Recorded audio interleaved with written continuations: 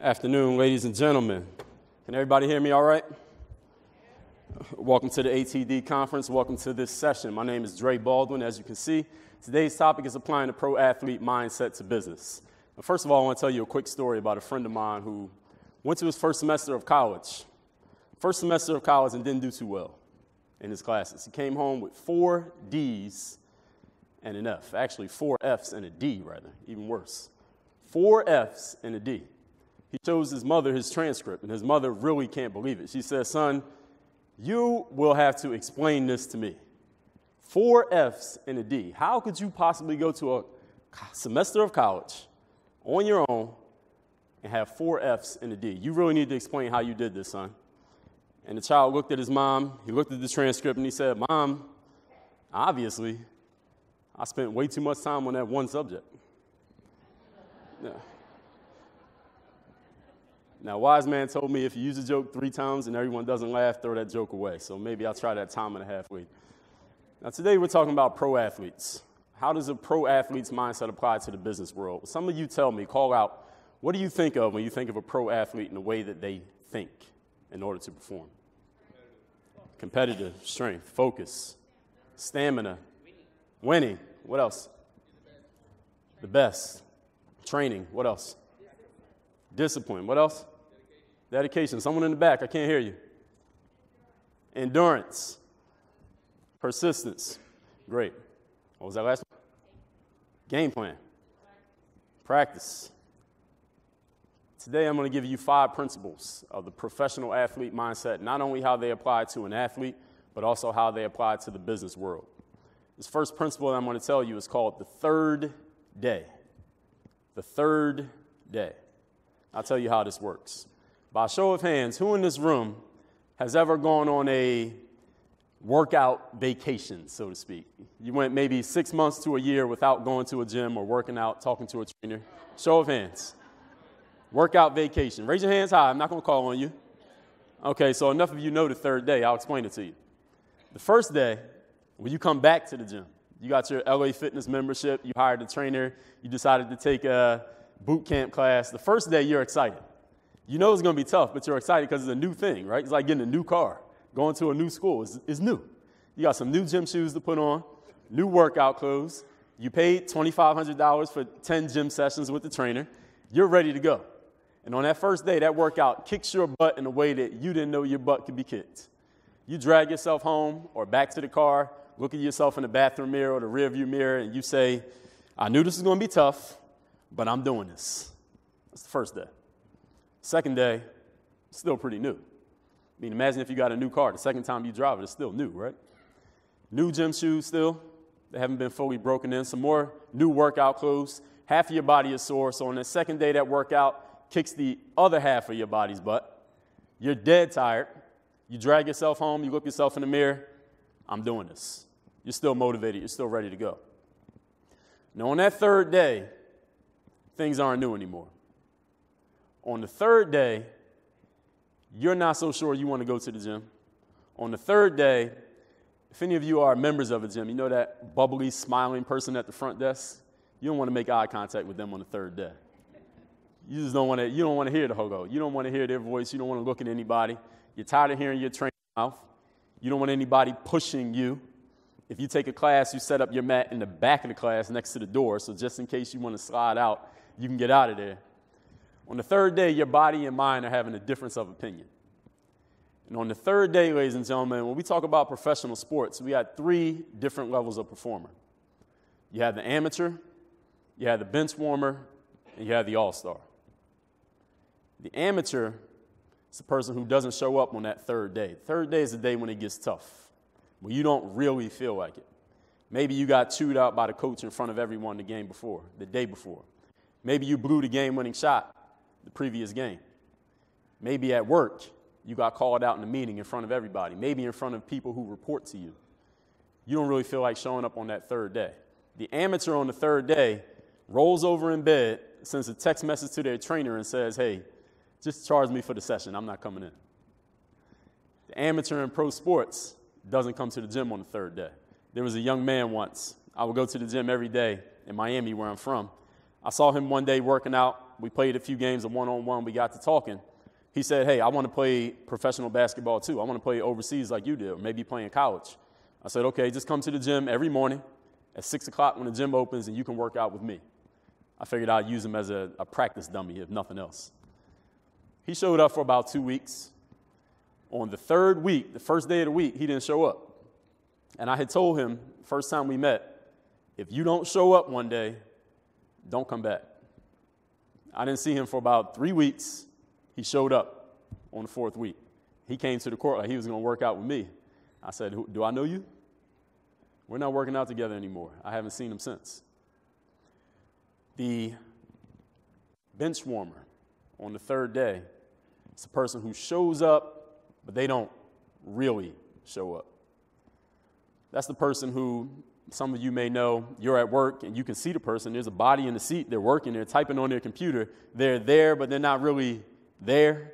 You know what I'm talking about? I see some people diverting their eye contact from me. Maybe I'm talking about you. On the third day, the bench warmer is kind of going through the motions, as my coaches used to accuse me of sometimes. On the third day, the professional, however, shows up and gives a 100% full effort. On the third day, the professional shows up as if it's the first day. The professional works as if they don't have a position at this company or they don't have a spot on the team. Can somebody tell me why the professional shows up the way they show up on the third day? Does anybody know? Commitment? Is it because of their money? Because of how much money they make? Is it because of their status?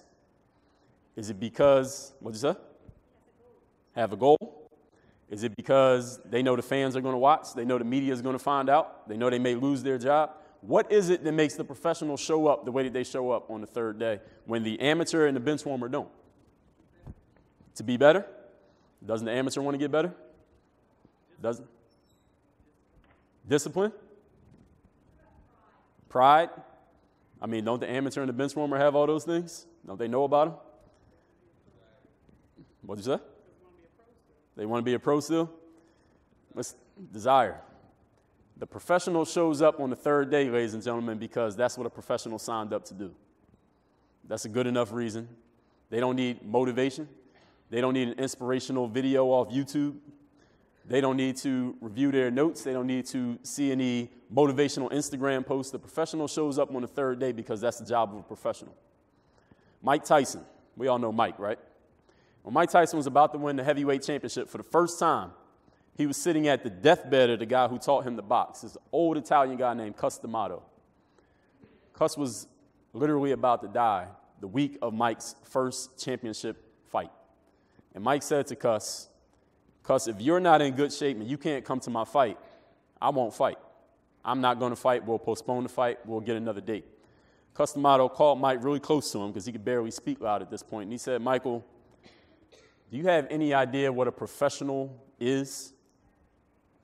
And Mike said, yeah, a professional is a person who gets paid to, and Cus cut him off. He said, no, Mike, being a professional has nothing to do with money. Has nothing to do with contracts or how many fans you have or how many belts you own. A professional is a person who shows up every single time and performs, no matter what he's feeling on the inside. If any of you follow the NBA, we have any NBA fans in here? Okay, a few of you. Did any of you hear these stories of this past season when some players would sit out games for rest? Even though they were completely healthy, they would just not play? Y'all heard about this? Michael Jordan, he's my favorite player of all time. I mean, besides myself. And Michael Jordan, in one of his books, he said something very profound to me. He said he knew every single night, once he started winning those championships, that every game he played, whether it was a home game or a road game, there was at least one person sitting in that audience who had altered their schedule, saved up their money, and planned all year just to see the Chicago Bulls or Michael Jordan once in their lives. And to him, that was enough reason that he had to show up and be Michael Jordan every single night. In the business world, how does this apply to you? The best, the professionals, and I'm assuming that's all of you because you wouldn't be here if you weren't. Professionals don't have the same standards as the amateurs. You are not held to the same rules as the bench warmers. You show up because it's your job to show up. You show up because as a professional on that third day, you bring it as best you can to set an example for everyone else on the team. If you don't, everyone else on the team is going to do maybe 80% of what you can do. If any of you have people who report to you or people who you've trained or work under you at work, you know that they don't have your skill. Even if you taught them everything you know, they can perform at about maybe 80% of what you can do on their best day. So if you don't bring it 100%, you're lowering the standards of the whole team just by that much. Everybody understand the third day. Now, sister to the third day is our second principle. It's called the separation day. So I'll tell you a little bit about myself, since I didn't introduce myself here. I come from the city of Philadelphia, and at about age 14, I decided that maybe I could try to make it as a basketball player. Problem was, everyone in my neighborhood was better than me, male and female, young and old.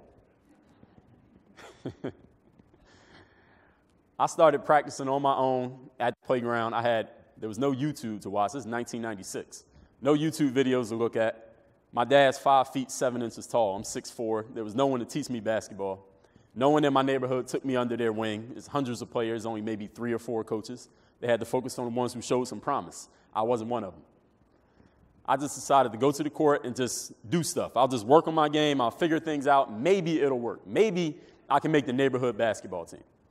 At age 14, I was starting my freshman year of high school. I tried out for the basketball team. And in the city of Philadelphia, I don't know where everyone here is from, but in Philadelphia, the schools are a little bit underfunded. So we didn't have junior varsity sports. So you either made varsity or you didn't play. So in my 9th grade year, I tried for the varsity basketball team. I shot the ball one time that one-day tryout. The one shot that I took hit the ceiling of the gym. Needless to say, I didn't make the basketball team as a freshman. Sophomore year, I didn't make the team again. My junior year, I was ready. It was my time. Because I just told you about my favorite player, Michael Jordan, right? I read that Michael Jordan didn't even make his high school team until he was a junior. So I'm writing out my Hall of Fame speech already, age 16. All I got to do is make the team this year. I could finally dunk if everybody got out the way and I got a running start. I'm about to make the basketball team. I know if I dunked one time, everybody will remember me for that, and I make the team. My junior year, I had my worst tryout of all 3 years put together. Didn't make the team again. Now, the happy ending to this, at least as high school is concerned, I did make the team as a senior. And the NBA playoffs are going on right now, and I didn't blow the world up scoring. I wasn't Stephen Curry or LeBron James, but I scored about 15 points. I would contribute about 15 points in a game to the team. Now, Stephen Curry or LeBron, they may get 30 or 40. 15 is respectable, right? We can agree it's respectable? Okay, that's all right. But I don't mean 15 points per game. I scored 15 points all season as a senior in high school. Now, needless to say, most people, most logical, reasonable people would say that kid is going to be great at something, but it ain't going to be basketball.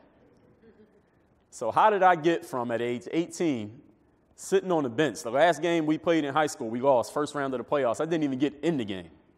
How did I go from sitting on the bench my last game of high school at age 18 to signing my first professional contract in Lithuania at age 23? How did I do that in 5 years? That's our second principle. It's called the separation day. Separation day. It's the days that you separate yourself from the competition, because just think about it. At age 18, at least where I'm from, at age 14, 15, 16, 17, if you haven't started to have some recognizable success in the thing that you're doing, usually you just give it up.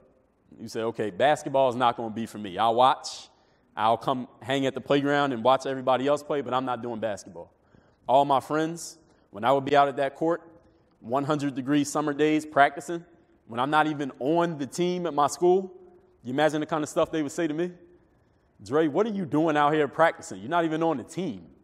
You're not even on the team at the local gym. You're not even close to making varsity. You're never going to be anything at basketball. Why are you even out here?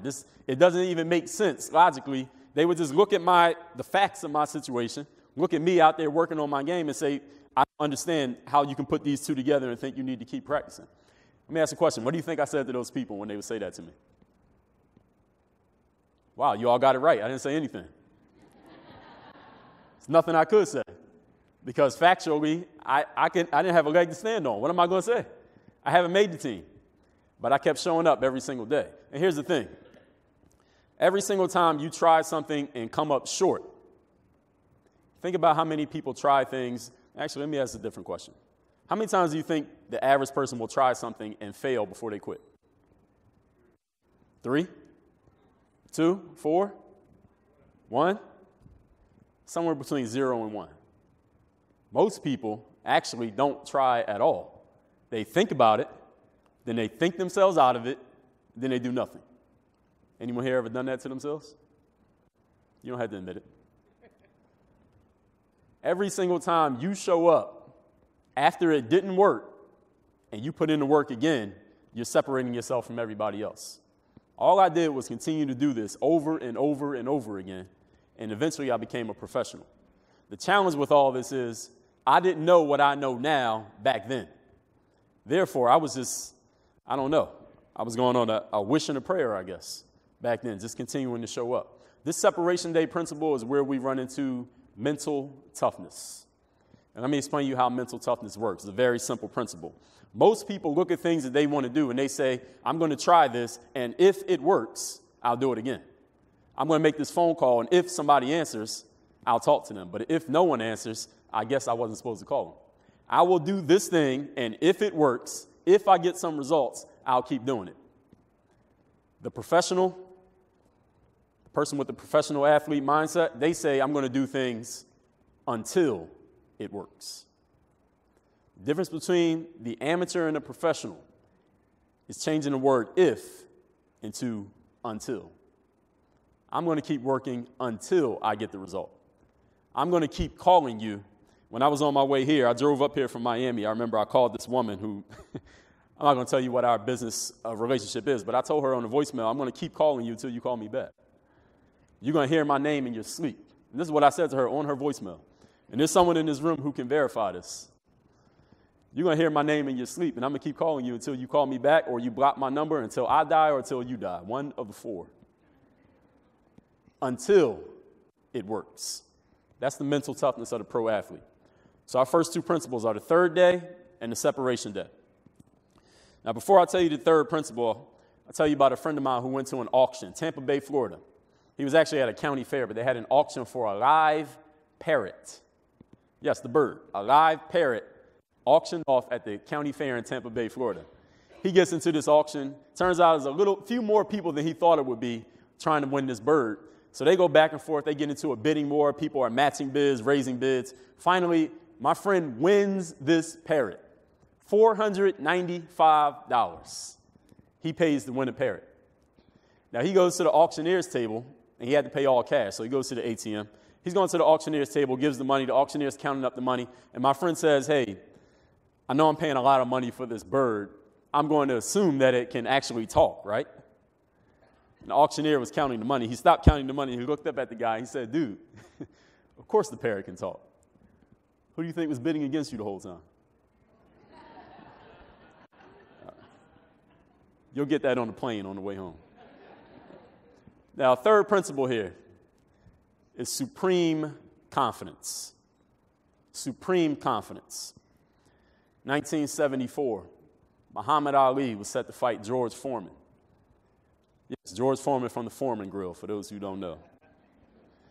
Back then, both of these guys were big-time heavyweight boxers, but they had completely different styles. Muhammad Ali was fly like a butterfly, sting like a bee. He was always moving around, ducking and dodging. Basically, he tried to not take punches, but he would hit you because he was just quicker than you. He had quick reflexes. While George Foreman was this big brute who was a really heavy hitter. His fists were like sledgehammers, at least so I've heard. You didn't want to stand toe-to-toe with George Foreman in a boxing ring because if it came to you taking his punch and him taking your punch, you were going to fall. And that's how George got to where he was. Leading up to the fight, though, Muhammad Ali announced to everybody, including George Foreman, I'm going to slug it out with Muhammad Ali. George Foreman, rather, not with himself. I'm going to stand toe-to-toe with George Foreman, and we're just going to go blow for blow, and we're going to see who wins. Now, for those of you who have ever seen video or heard about Muhammad Ali, you know he was a showman. He was the biggest showman in the history of sports. He did a whole lot of talking, a whole lot of boasting and bragging, and he did it so often that it got to a point you couldn't tell if he was joking or being serious when he was talking. You didn't know if he was just saying it to rile everybody up or he really meant it. So when Muhammad Ali announced to everybody, I'm going to go punch for punch with George Foreman, nobody believed him. For those of you too young to remember Foreman, think Mike Tyson in his day. No one wanted to go toe-to-toe with this guy. You don't want to take punches from George Foreman. People said, okay, there's Ali being the showman, doing the talking. He's just hyping up the fight. He wants everybody to watch it, whatever. George Foreman didn't even believe him. No way is Muhammad Ali going toe-to-toe with me. He's going to do his little dancing and try to get around me, but eventually he has to come to me and I'm going to get him. That was Foreman's mindset. Leading up to the fight, Ali kept saying, I'm going to go toe-to-toe with Foreman. I'm going to do it. I'm going to do it. Nobody believed him. The fight begins. 1974. Muhammad Ali shocked everybody. He went toe-to-toe with George Foreman. He started going blow for blow with Foreman, but what happened was, I told you Ali was very quick. He had really quick reflexes. So when Foreman, surprised by the fact that Ali actually did what nobody believed he was going to do, George Foreman starts throwing a bunch of wild punches. He's missing. Ali's ducking his punches, counter punches Foreman every single time. Every time Foreman swung and missed, he got hit over and over and over again. Eventually, Ali knocked Foreman out. Knocked George Foreman out with the exact trap that he told him he was going to beat him with, simply because nobody believed him. Well, Muhammad Ali had a saying. He said, I am the greatest, and I said that before I knew I was. Supreme confidence. Here's the challenge with confidence these days, though. We have been socially conditioned to not be confident, and I'll show you how. Muhammad Ali, thinking back to that statement, I said I was the greatest before I knew I was the greatest. Before I had verified, before I had won the championship, I said I was the greatest. What do we call a person these days who starts talking about they're this when all they've achieved is this? And we have some words for those people. What was it? Arrogant. What else? Cocky. They think they're all that, right? They're full of themselves, right? And what do we tell people who do this? If you see someone you love or you know walking around acting like they're up here when all they've achieved is down here, what do? You talk some sense into them, don't you? Hey, you need to bring it down a little bit, right? You haven't done any of that yet. You're getting too big for your britches. We still use that phrase? We have socially conditioned ourselves to not raise our level of confidence. But here's the challenge. Everyone is familiar with that statement, whatever you believe, you can achieve. So if all you believe is this, how could you possibly achieve anything higher than that? It's a trick question. You can't. Your confidence in life must always outpace your achievements. I'm going to repeat that one. Your confidence must always outpace your achievements. The reason why is, the reason Ali would say, I'm the greatest before he became the greatest is because by choosing this level of belief, and yes, belief is a level that you choose. It's not handed to you. You choose it. By choosing this level of belief, he had no choice but to make his actions match what he believed in himself. It's the same thing all of us do every single day. The challenge is most of us are stuck in neutral. We have achieved up to this point. We believe up to this point. Why? Because that makes us humble. We're showing our humility. This is socially accepted, because if we raise our confidence higher than where we've been, all the people around us who love us and want the best for us are going to start telling us, hey, what are you doing? Why are you being so cocky? When did you get arrogant? This is what people would say to me when I was out practicing on the court, as if I was about to get drafted into the NBA. I wasn't even on varsity. What are you doing? They tried to talk sense into me. The challenge for most of us is we let that sense get talked into us and we don't even realize what happened. We get stuck in neutral, and the fact is the world is always moving, right? The earth rotates around the sun. The earth rotates on its axis, so the world is literally always moving. If you are stuck in neutral, then by default, you're losing. This is how you can go 5 years, 10 years, 6 months without getting any better, not because you don't want to get better, not because you don't have goals, not because you're not driven, not because you don't understand discipline and mental toughness, but because you have been socially conditioned to believe you should not raise your level of belief higher than what you've already achieved. How does this apply to anyone who's not an athlete? How does this apply if you're not Muhammad Ali fighting George Foreman? You must start conducting yourself as the person you see yourself being before you become it. And if the only person you can see yourself being is the person you are now, then you need to come up with a new vision. Decide who you want to be, what type of person you want to become, and you must start conducting yourself as if you already make that money, as if you already have that position, as if you're already on that team right now. That's the only way you get there. So our third principle is supreme confidence. Our fourth principle, over preparation. We'll talk boxing again. Floyd Mayweather. We know Floyd, right? Pretty boy Floyd, the money team. Floyd Mayweather was at the MGM Grand, Las Vegas. He was getting ready for a big championship boxing match. He got word from one of the people in his camp that his friend, a wrestler by the name of Triple H, we know Triple H. Triple H was in the building to see the fight, sitting in the audience. Floyd and Triple H are friends. So Floyd sends one of his people out to the stands to get Triple H, bring him back to the locker room just to say hi to his friend. Triple H had his wife with him, so he brings his wife back to the locker room, introduces her to Floyd. They chat for a few minutes. They're sitting around, just shooting the breeze. Triple H looks up. There's a timer up in the locker room on the wall. The timer is counting down how much time until Floyd needs to go out to the ring and box for this championship belt. The timer says 30 minutes on the clock. Triple H says, hey, Floyd, me and my wife, we're going to get out of here, let you get ready, mentally prepared for this fight. Floyd says, hey, Triple H is cool. Stay here and watch TV with me. We're good. So they keep talking. Triple H says, okay. They keep talking. A few more minutes go by. Triple H looks up at the clock again. Now it's down to 15 minutes before Floyd Mayweather, this $100 million boxing match, all those belts on the line. Triple H says, look, man, we're going to get out of here. We want to let you get ready. I don't want to be in your way. Floyd says to Triple H, dude, if I'm not ready to win this fight right now, there's nothing I'm going to do in the next 15 minutes that's going to get me ready. Stay here and hang out with me. Triple H said, okay. He stayed there and hung out with Floyd. And if you don't follow boxing, Floyd Mayweather's 49-0. Never lost. He didn't lose that night. Now, when Floyd he used to have his contract with HBO. Did any of you ever see the little mini documentaries they would do on Floyd leading up to his fights on HBO? So in these little documentaries, every time Floyd signed to fight another boxer, they would do these parallel stories where they would follow Floyd getting ready for the fight, and they would follow the other guy getting ready for the fight. And in the first episode of this documentary on HBO, it would always be the same thing. You get a little background on this boxer, the challenger, who he fought before, how he got to this point of being the number one contender to fight Floyd, his story, and then they would show that challenger sitting with his trainer, maybe his family, whoever's helping him to get ready for the fight. They'd be watching video of Floyd Mayweather's last couple of fights. Basically, scouting is what we call this in sports. They'd be scouting Floyd for any weaknesses that they could exploit in the upcoming match. Does that make sense to everybody? So they're watching, trying to find any weakness in Floyd, like, hey, the guy got a good punch-off right here, or maybe you can try this, or we're going to incorporate that. So they're looking for any way they can beat Floyd, any weakness in the champ.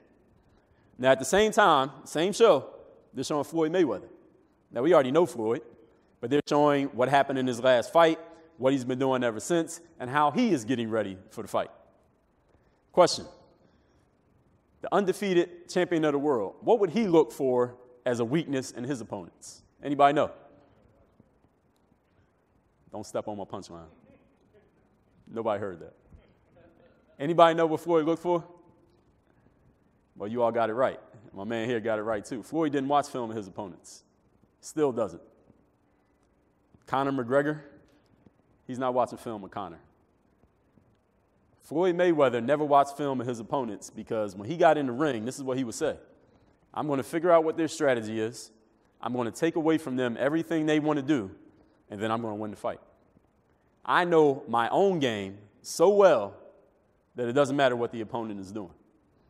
Michael Jordan, when he was playing with the Chicago Bulls, every game, 82 games a year plus the playoffs, Phil Jackson would call the Bulls team into the locker room, and he would go over some last-minute instructions. Hey, this is how we're going to play against this other team. These are the plays that they like to run. Watch out for these tendencies of the best players on the other team. Michael Jordan, as soon as Phil started giving those instructions, he would grab the scouting report sheet, and he would leave the locker room. He would go into the training room in solitude just to get his mind together before the game. Someone asked Mike, why would you do that? Why would you walk out of the locker room and not get the last-minute instructions from your coach? Mike said, by the time the game is about to start, 5 minutes before the game, there's nothing Phil Jackson's going to tell me that's going to get me ready to play. I'm either ready or I'm not. I know what I need to do. I know what my opponent can do, and I'm not concerned with what my opponent does. It's more about what I do. If I show up and play my game, I'm good. Michael Jordan also, actually, let me tell you something else. I put a lot of these videos on YouTube, so I get a lot of young basketball players coming to me, especially in the fall and spring season. They say, Dre, I have tryouts coming up, basketball tryouts at school coming up. There's a guy at my school who's taller than me, faster than me, stronger than me, quicker than me, has more experience than me. Every time I try to do a move, he steals the ball or blocks my shot. When I try to play defense, he scores on me. Anything I do is like he already knows. It's like he can read my mind, whatever I'm going to do. And no matter what I work on, he seems to already have that skill. What am I supposed to do, Dre, to outplay this guy at tryouts? How am I going to beat this guy? How can I beat this guy one-on-one? How can I stop these people from laughing at me? What can I do to defeat this opponent that seems to be stronger than me and better than me in every way? Here's the answer that I give him. As soon as you start thinking about what the opponent can do instead of what you can do, you're already losing. So there's nothing you can do. So you can just go to the court and get your ass kicked again, and then you got to get your mind in the right space. Because if you're thinking about what the opponent's going to do, if you're thinking about who might not like what you're going to say, if you're thinking about why the prospect might not buy your product, you already lost. You might as well not even show up. Over preparation, fourth principle. And this principle is about knowing your game, knowing your business, knowing your work so well, every corner of it, every angle of it, not only what you're supposed to do, but what everybody else on your team is supposed to be doing. Knowing that so well that it doesn't matter what the opponent does, doesn't matter what happens in the moment, you are always ready for it. Napoleon Bonaparte, one of the greatest war generals of all time, was said to have the skill of, he had like a photographic memory. He could look at maps before a war began, and he would point to a spot on the map, and he would say, this is where we will have the decisive battle that ends the war, and uncannily it would happen because he knew every single permutation. He knew everything that could happen. He had so many branches in his strategy that no matter what happened, he was ready for it. Now, our fifth principle is called conditioning yourself for success. Alexander the Great, one of the greatest war generals and conquerors of all time. He was only 32 years old when he died, but he controlled a larger mass of land than any human being had ever controlled before he passed away. And Alexander was pretty good at battles. He won often. But there was one particular battle that Alexander wasn't winning. He wasn't doing too well in this battle. Now, back at this time, there's no satellite. There's no Bluetooth. So in order to communicate amongst each other in battle, while this is hand-to-hand combat, you had to use sounds, maybe smoke signals, some way that everyone could see what was going on and we could all have communication. So in this one particular battle, Alexander, who would fight at the head of his army with his soldiers, they were losing pretty badly. He sent the signal back to the back of his camp to his trumpet boy to play the trumpet of retreat. So they played trumpets. He would give a signal. The trumpet boy would play a certain sound. Everyone in the army would hear the sound, and they would say, okay, we're going to go to the left, go to the right, attack, leave, get out of here. We won, we lost. Alexander sends the signal to retreat. He keeps fighting. He doesn't hear the signal. Now, they're losing men by the second, and they haven't heard the signal to retreat. Therefore, they keep losing men. Alexander's getting a little worried. He sends the signal again, play the trumpet of retreat. We got to get out of here. He keeps fighting. No sound. Finally, Alexander goes to the back of the camp himself because they're about to get routed in this battle. He finds the trumpet boy himself, and he says to the trumpet boy, I sent you the signal twice. Why are you not playing the trumpet of retreat? The trumpet boy looks at Alexander embarrassingly, and he bows his head, and he says, I'm sorry, Your Highness, but I don't carry the trumpet of retreat with me anymore when we go to battle. Your Highness, I'm so used to us winning every battle I only carry the trumpet of victory. I didn't bring the trumpet of retreat. Therefore, I can't play it. Alexander hears the message. He looks at him for a second, and he says, okay, then, play the trumpet of victory. Trumpet boy plays the trumpet of victory. What happens? Mind you, Alexander's army doesn't know any of this is taking place. Mind you, this is hand-to-hand combat. So you have a person right in front of you trying to chop your head off, literally. They don't know any of this is taking place, this conversation. All they know is that they just heard the trumpet of victory. So what do? They rebound. All of a sudden, Alexander's army comes back. They start fighting that much stronger because the trumpet of victory to them, they have been conditioned to know that when they hear the trumpet of victory, that means we're in a 2-minute warning, so to speak. All we need to do is give our last final push of energy, and we are going to win this battle. Because all any of them can see is not the entire battlefield. All they can see is the guy in front of them. All I had to do is beat this guy, and everybody on the front line is thinking, beat the guy in front of me. Everybody beat the guy in front of you, and we're going to win this battle. They didn't know any better that they were losing. All they knew is they heard the trumpet that says we're winning. And all of a sudden, they came back and won. Alexander the Great was 20-0 in battle before he passed away. Conditioning yourself for success, ladies and gentlemen, even though we're not in battle, we're not in hand-to-hand combat, you may not have a trumpet boy following you around, is what you're telling yourself on a daily basis about what you're going to do, who you are, and what you're going to result in, and what those actions will result in. Challenge is, there are 3 different ways we condition ourselves, and conditioning ourselves for success is the least used way of conditioning. I'll tell you the 3 ways. One way is negative conditioning. We pick up a phone to make a cold call, and we say they're not going to answer. They don't answer. We go into a sales presentation and say they're not going to buy. They don't buy. We go into a game and we're not going to win. We don't win. We're just telling ourselves negativity over and over and over again. Anything I do is not going to work. I don't think most of you fall into that category because you wouldn't be at this type of conference if you were. Here's the second way of conditioning. It's environmental conditioning. And what I mean by environmental meaning you take no conscious control over your conditioning, what's going on in your mind. Therefore, your environment conditions you. And we know that environmental factors, circumstances, things that are not in our control, things beyond our control, they're kind of random, right? Good things happen, bad things happen. Good day, bad day. Somebody's nice to us, somebody's mean to us. Sunny day, rainy day. Person helps us out, a person's a complete dick to us for no reason whatsoever. We have good days and bad days, good weeks, bad weeks, good years, bad years. Has this ever happened to anyone in here? I'm sure.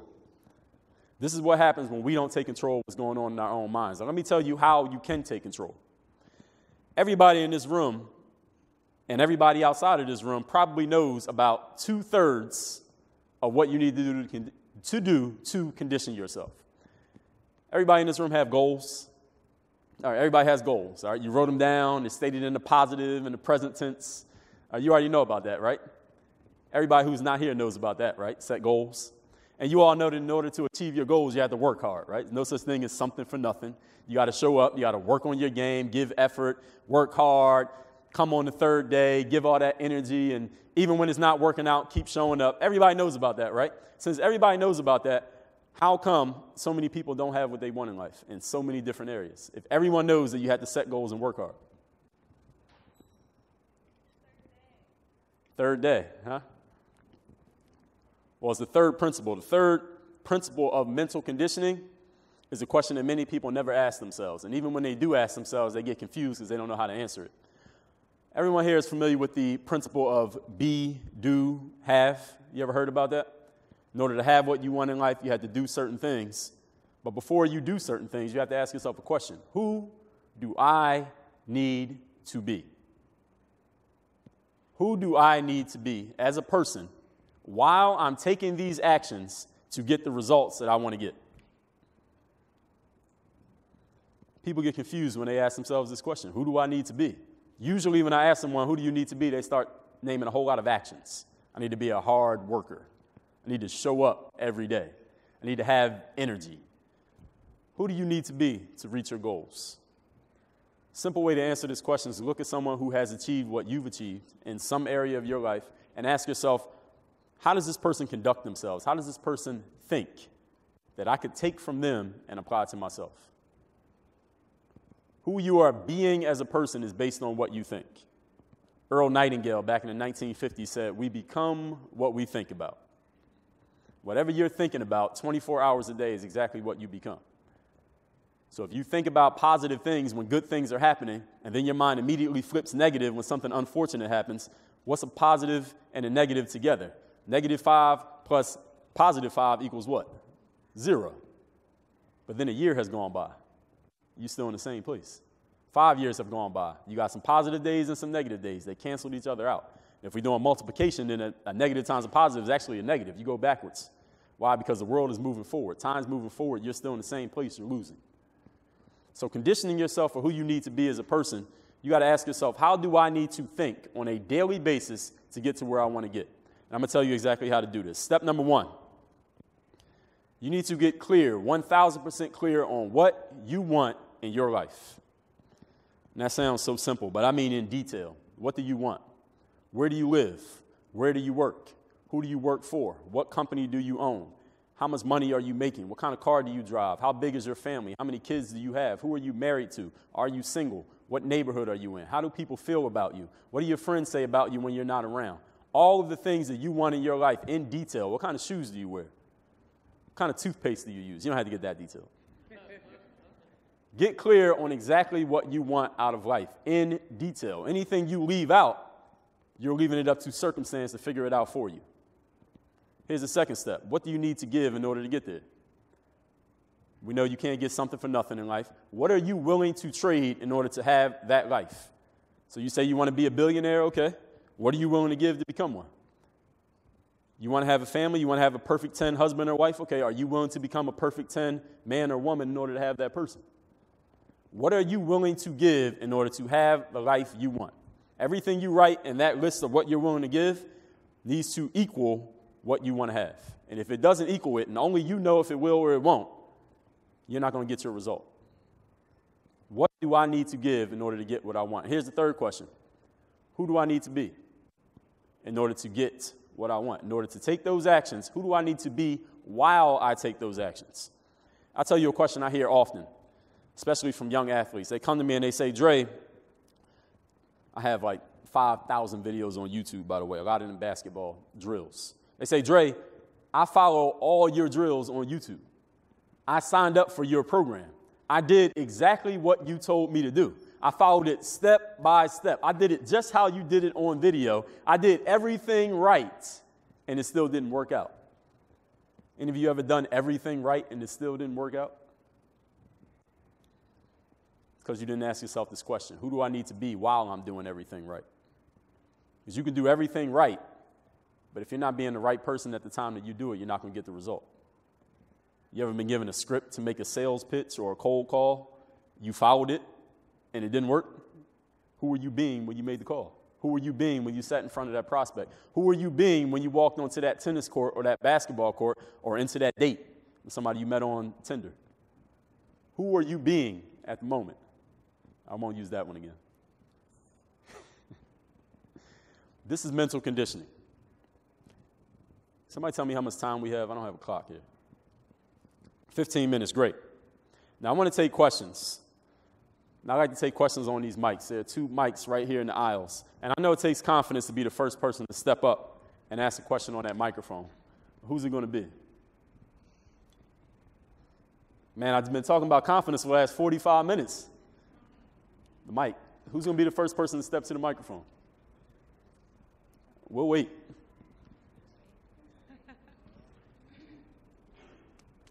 We got a brave soul. Thank you. What's your name? Anna Russell. Anna Russell. Anna, Yes. For being a brave soul, first person to step up to the mic, I got a free copy. I'll autograph it for you in my book, Super You, is on confidence. Awesome, awesome. Go ahead with your question. The question is how many hours did you put in a day to accomplish, how many hours a day did you put in to practice basketball to attain the goal of being able to try out for NBA and make the NBA? That's a great question. So the question is, how many hours did I put in basketball to get better? How did I know? This is a question that I get from many people, Anna. You can tell me if this is similar to what you're asking, is how many hours do they need to work? Or how many hours do you need to work to know that you've done enough? Since we only have 24 hours in a day, this is an important question, right? Well, here's the thing. Many of you maybe have heard the cliche. It's not how many hours you put into the work, it's how much work you put into the hours. What do you want to actually get done? What is the outcome you want to achieve? What do you want to get done today so that you know it's done, so that you can say, I did my work today, now I can go home, now I can move on, now I can go on to the next project. You have to get clear on what your outcomes are. That's why I just talked about in mental conditioning, what do you want? Until you're clear on what you want, how would you even know when to stop working? You wouldn't. I had a young athlete say to me, Dre, my goal is to become an excellent basketball player. I said, what the hell does that mean? How would you know when you became one? What's the measuring stick for being excellent? Is it a certain number of points? Is it making the all-star team? Is it playing a certain number of minutes? You have to get clear on what the outcome is, and you have to be able to look at it and say, I know I reached my outcome because I did this, this, and this. If you can't answer that, then your outcome's not clear enough. Then you'll just be spinning your wheels, running on the treadmill, running really fast, working really hard, putting out a lot of energy. I can see you sweating, but you don't even know you reached your goal yet. Does that answer your question? Okay. You sure? Okay. You would tell me if I didn't, right? Okay, great. Who else has a question? Step to the microphone. Don't be nervous. I have a question. My name's Patty. Patty, I'm going to give you a copy of the mental handbook. Oh, thanks. For being the second person to step. I don't have any more books to give away, so if you have questions, still step. Go ahead, Patty. Question is, so you're a human being like all of us. How do you, and these are great concepts and things, but I got to believe you have negative talk like all the rest of us. So I'm going to wave the bullshit flag and say, what do you do with the negative self-talk? How do you deal with that? Okay, so Patty called bullshit on me. She said, do I still get the book? Yes, you still get the book. And don't worry, I use language just like that in all my books, so don't worry. Patty said, I must have negative talk just like everybody else. So how do I deal with that negative talk? Well, this is what I do, Patty. Every single day, those 3 lists that I told you to make, I read those out loud to myself the first 10 minutes of my day. And the last 10 minutes before I go to sleep, I read those out loud to myself every single day. In the mirror, so I'm looking myself in my eyes. What do I want to have in my life? What am I willing to give in order to get it? And who's the type of person I need to be in order to achieve it? Every single day. Now, why do I do it the first thing in the morning and the last thing at night? Have any of you ever been woken up in the middle of the night with some great idea that you don't know where it came from? Some hunch, you don't know how you got it? Maybe it happens in the shower. Maybe when you're on the treadmill running. Maybe when you're driving to work, the same path you do every day. It just pops up to you out of nowhere. The reason that happens is because when you're doing anything that your conscious mind is not engaged, like sleeping or taking a shower or driving the same route you drive to work every single day, your unconscious mind finally has some space to talk to you because the conscious mind shut the hell up to give you some room. And all the things you really need to know, the true you, who you really are, is not your conscious thoughts. It's not the thoughts you're thinking right now listening to me talk. They're the unconscious thoughts, the thoughts that come to you when you're not thinking, but an idea comes to you. A hunch hits you. All of you know what I'm talking about when I say a hunch, right? That instinctive thing that calls you. And every single person in this room, including myself, had times where we were in a critical situation. That hunch started speaking to us, telling us exactly what to do, what to say, what not to do, what not to say. But our conscious mind shouted it down. We did something completely different. An hour later or 2 years later, we said, I knew I should have did something else. Everyone knows what I'm talking about, right? Okay, that's your unconscious mind talking to you. That's the subconscious mind speaking to you. That is the true you. The way that you get through to the subconscious mind is 2 ways. You either A, and you can do a combination of these, A, tell yourself anything or feel anything over and over and over and over and over again until your unconscious mind finally says, okay, you're going to keep saying that, I'm going to accept it. You keep telling yourself you're going to be a failure. Eventually, your subconscious mind says, okay, I guess you want to fail. I'm going to show you every possible reason why you're going to fail. And when you fail, I'm going to give you a whole bunch of supporting evidence that makes it make perfect sense.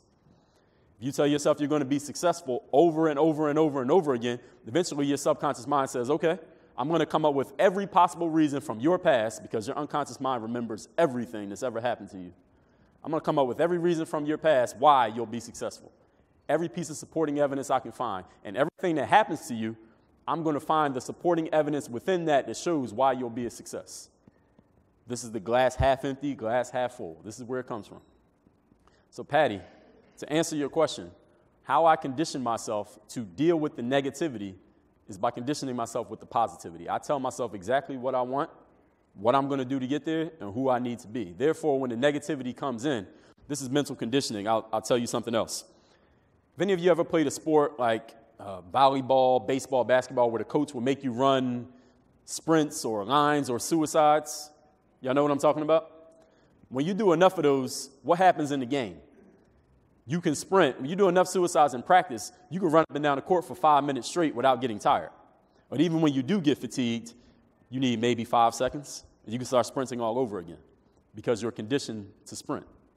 When you're not conditioned to sprint, you run up and down the court for 5 minutes straight. You need 5 hours to be ready to run again. That's the difference between being conditioned and being not conditioned. It's not that you don't get tired, Patty. It's how quickly you can get over it. See, some people get a negative outcome, and they're still dealing with it 5 years later, 5 months later, 5 hours later. There are other people who they deal with an unpleasant outcome or circumstance. 2 minutes later, they're over it, and they're back to doing what they have to do. That's mental conditioning. Does that answer your question? You're welcome. Yes. So this is my third intent. What'd you say? This is my third intent. So I just learned from you. Okay, my great. third intent to get this question to you. Yes. I got my kid, 13 years old. 13. He's completely convinced that he is bad for sports. I can get him to do sports. I just force him.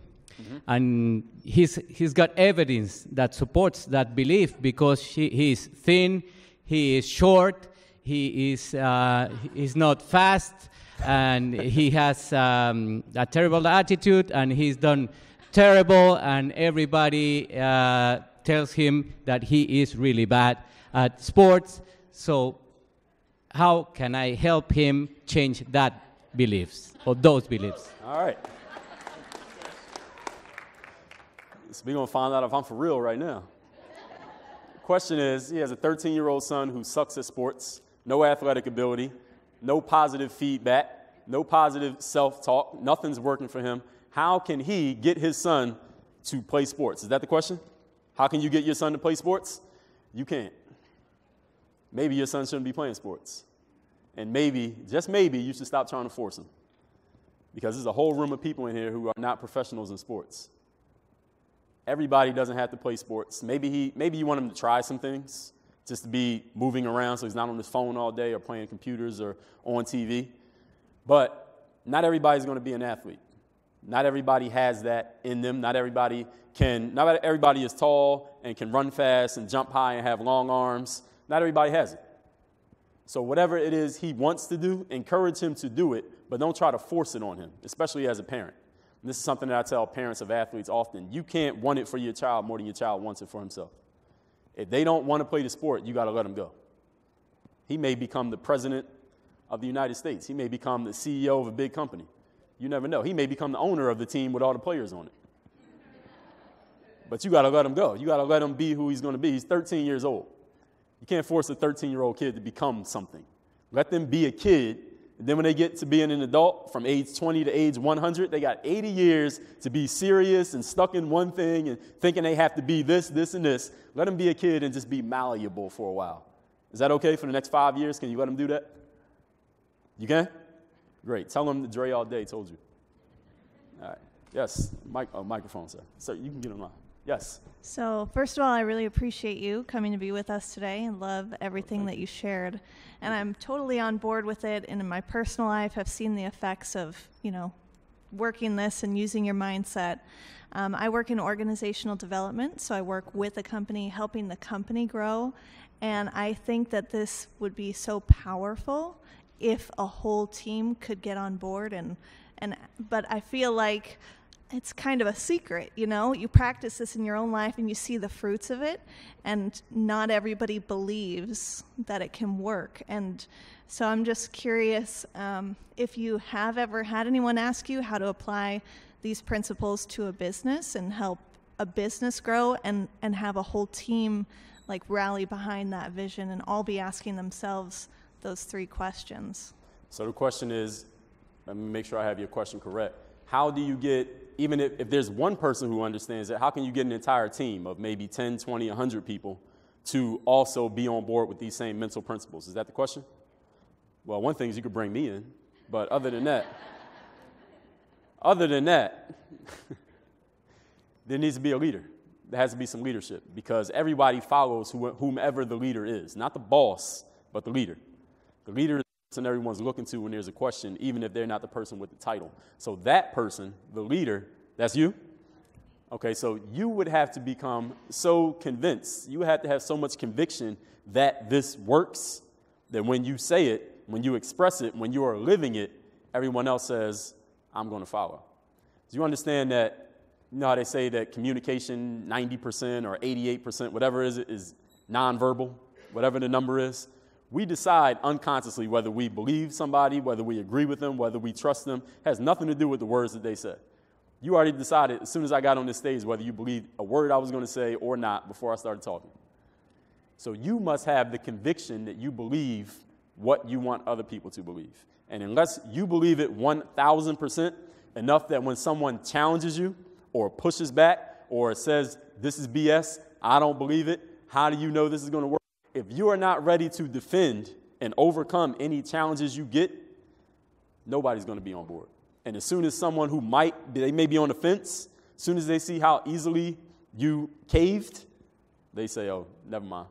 They'll go right back to what they've conditioned themselves to be for the last 20, 30, 60 years. Does that make sense? Does that answer your question? You sure? Okay. Yes. Dre, what you shared today resonates very well with me. My name is Paul, and I'm from Malaysia.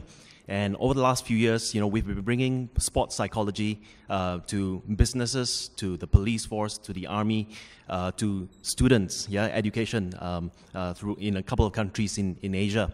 And we've seen how mental toughness has helped them achieve greater results. And I would say they are elite performers, and they perform under stress. Seeing that kind of benefit, we still see that there's a need to make more people aware of mental toughness.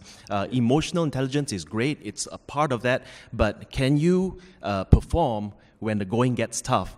And my question to you is, how can we reach more people and make them more aware of this fact that mental toughness helps us perform in any domain that they may be in? So the question is, how can we raise the awareness and reach more people with mental toughness? So you mean the community of people the community, who believe in it, that's how can you right. expand it? That's right, yeah. Well, one way is you got to get people's attention. To get people's attention, you can't just educate them. You got to give people some stories. You got to make them laugh. You got to make them cry. You got to give them something that engages their emotions, not just their logic. Because if you just come up and give people a whole bunch of information that is great information, but you can't engage their emotions and get them paying attention, they're not going to get anything that you said. You could be listening to every word that I say, but if it's not entertaining, if there's nothing in it that makes you remember it, because all the stuff that's going to be on your phone as soon as you walk out of here, you're not going to remember a word that I said. So I think you can start with going to where people are. And today, where people are is the internet, social media, and get that message out there in a way that's entertaining. So if you need some jokes, I got a few for you. I can let you know after the session. I can take one more question, then I'm going to close with one last thing. One more question? Yes. Oh, is this on? Yes, I got you. It's just a long way down. Very interesting. I really appreciated it. We've got a question, though. During those years when you were not getting into the high school teams, how were your parents treating you, and how did they encourage or discourage you, and your friends? Obviously, you said some of your friends said, give it up. Yeah. What about your parents? So the question was, how about my parents when it wasn't working out for me? I'll tell you a story. I'll tell you the story of why I actually became a professional athlete. You want to hear that story? It has nothing to do with my height or my vertical jump or how many years I spent or hours I spent dribbling a basketball. I got out of college in 2004, Penn State University. My mother is an educator. She's a teacher. She had my sister and I reading from a very young age. My sister skipped multiple grades. She's like, I tell people my sister's like the athletic LeBron James. Okay, so she went to the best high school in Philadelphia, Penn University, Wharton, Stanford, everything you could have after your name, she has it. PhD, MD, what's the other one? I don't even know. She has all of them. Business degree, I don't even remember. So anyway, I graduate from college. I get home 2004, August. My mom says, okay, you graduated, son. What are you going to do next? Now, mind you, I didn't even tell you this part of the story, but my senior year of college, I wasn't even on the basketball team because a new coach had come in, different guy than the guy who had recruited me. His name was actually Armin Gilliam. If any of you are NBA fans, he played in the NBA for 13 years, passed away about 10 years ago. Armin came in, didn't know me, kicked me off the basketball team as a junior. I didn't even play as a senior. So I said to my mom, as I came home in 2004, I'm going to be a professional basketball player. Now let me paint you a picture. This is her son, who at 12 years old came home crying because he didn't make the local team, and she went to the park and argued with the coach, why is my son not on the team? This is her son, who for 3 years didn't make the high school team, and the one high school game she came to, she still didn't see me play because I didn't get in that game. This is her son, who went to an NCAA Division III school. For reference, Division I is March Madness. Division III is below the basement. Division III school, didn't play as a senior. Now he's talking about he's going to become a professional basketball player. How is this? And oh, yeah, I'm back living at home. She's paying the rent. I'm eating the food. I'm not bringing any money in because I don't have a job. How do you think she felt about that? My mom said, after I told her I was going to be a professional basketball player, she said, "You going to be a what?" She said, "You went to school for 4 years. We dedicated our lives to getting you," how many years is that? 16 years of education. You come here and say you want to be a professional basketball player, and she went on a rant. She said, you have a degree. You need to go get a job. You need to go get yourself an apartment. Back then, I had cornrows in my hair. She said, you need to get a haircut. You need to go do something and live like a responsible adult. Now, I said back to her the same thing I said to my friends who would laugh at me when I was at the court playing. Nothing. For 2 reasons. Number one, logically and reasonably, she was correct. And number 2, in the household I grew up in, you don't say anything back. Whatever gets said, that's just what gets said. And if you don't like it in your room. So I just went into my room, and I'll tell you something I haven't told anybody. That was the last time that I cried to this very day. I didn't cry because I was sad. I cried because I was angry. That day, the first thing that came to my mind when I went into my bedroom was a vision of what I would become. I didn't know how I would become it. I didn't know who was going to help me. I didn't know where I was going to go. Mind you, I couldn't go anywhere. I didn't have a car or a job, no money. I didn't have anything. No girlfriend. I was broke living with my parents. Girlfriend? I couldn't fake it on social media. This is 2004. That day, I became a professional athlete. I didn't sign a contract till a year and maybe 6 months later. I became a pro athlete that day because the vision burned in my mind so deep of what I wanted to become that nothing was going to stop me from getting there. So that's how my parents felt about me becoming an athlete, to answer your question. Does that answer your question? So let me close with one last thing that's related to that. Michael Jordan won the NBA Rookie of the Year award in 1985, his first year in the league. He averaged 28 points a game. His second year in the league, 85-86. This is going to be quick. He broke his foot about 20 games into the season. He was out for almost the entire NBA season with a broken foot his second year in the NBA. So about late March, which is there were maybe 10 to 15 games left in the season for the Chicago Bulls, Michael went to the team doctor, and the team doctor said, "Michael, you are okay to resume basketball activities." That's the phrasing that they use. You can resume basketball activities. Michael Jordan said, "Okay, I want to play. 15 games left in the season. We might make the playoffs as the 8th seed. I want to play." Chicago Bulls management, they wanted to protect their investment. Michael Jordan's a star. They can tell already. They said, "Michael, how about you just sit out the rest of this year, get healthy over the summer, and come back next year? Just take the time off. Why do you need to play, Mike?" Mike said, I want to play. They said, we don't want you to play. They're going back and forth. Finally, the Bulls general manager, this guy named Jerry Krause, he just passed away about 2 months ago. Jerry Krause said to Michael, he brought him an analogy. He said, Michael, imagine you had one of those really bad migraine headaches. Any of you ever had a migraine, one of those splitting migraines? He said, imagine you had a migraine headache, and I handed you a vial of Advil, and there are 10 pills in the container.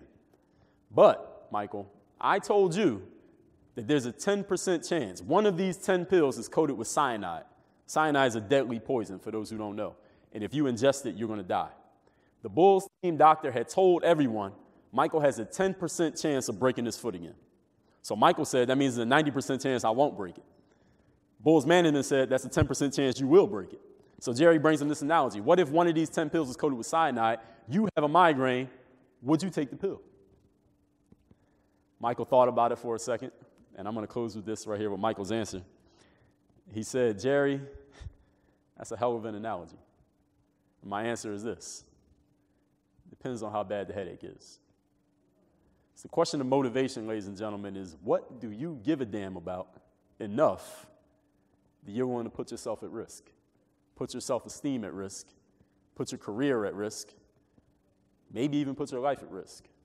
If you haven't decided what that is yet, then before you check Instagram, before you check your email, before you watch TV, maybe, just maybe, you should think about that. Ladies and gentlemen, my name is Dre Baldwin. Please review the session on the ATD app or on the ATD resource website. And I have a couple books in the ATD store. There's a few left on the shelf. I don't want to take any home, so go buy them. And everyone, thank you for being a great audience. Appreciate you.